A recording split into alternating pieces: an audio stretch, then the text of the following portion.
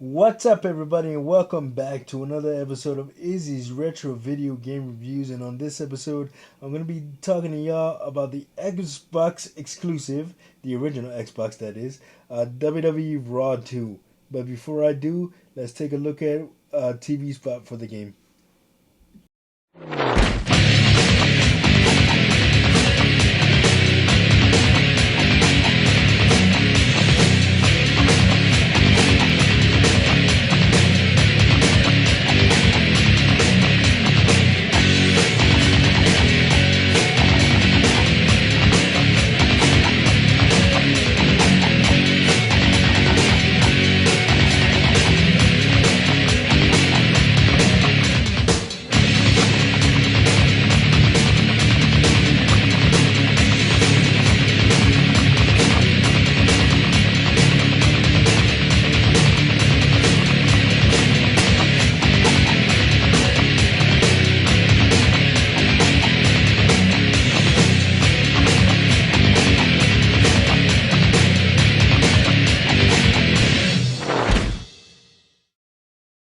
All right, WWE Raw 2, man, released 22 years ago, almost to the day, man, for the original Xbox.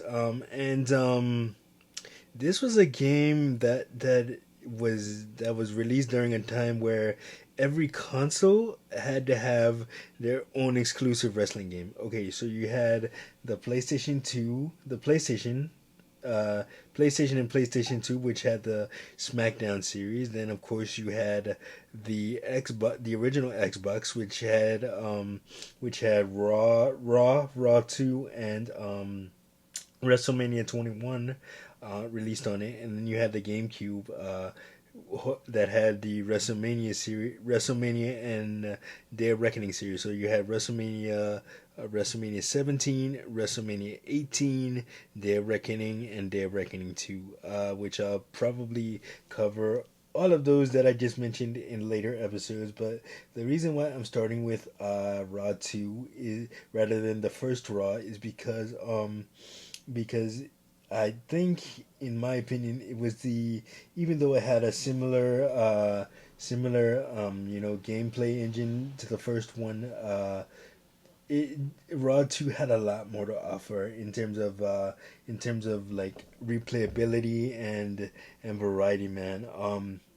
First let me talk about the roster. So the roster contained superstar every pretty much every superstar that was in the WWE during the Ruthless Aggression era, which was an era that took place from 2002 to like 2008. And this was the first video game, the original Xbox debut of superstars like John Cena and Goldberg, and you had The Rock in here, you had Austin, all the divas, Undertaker, Triple H, just Big Show, everybody that you can possibly think of is in this game, man. And the presentation, the graphics look amazing for the time, man. It doesn't get more. Everybody talks about the graphics of today, but for Raw 2, for the Xbox at the time, it Raw and Raw 2 definitely pushed the envelope of what a great game should look like, man. Some and not to say that that's not to say that the graphics were absolutely perfect, because they weren't. But for the most part, everything was on par, man. Uh, and in terms of match types, you had Hell in a Cell, you had ladder, you had table. You pretty much had every match type that was in WWE at the time in the game, man. And the the the season mode, although it didn't have a comment, the matches themselves weren't commentated. There was no Jr. and King or Jr. and Paul Heyman, but that was a small price to pay for the inclusion of the season mode, where you can pretty much go after any WWF championship, and there would be WWE championship, and there would be cutscenes. There would be, not dialogue, but you pretty much got visual cues from what was going on screen, to make up for the lack of a voiceover. And it was just like for that time, it was really really fun to play, man. The controls were a little bit difficult to deal with, but again, and it had a very steep learning curve. But again, that is a small price to pay.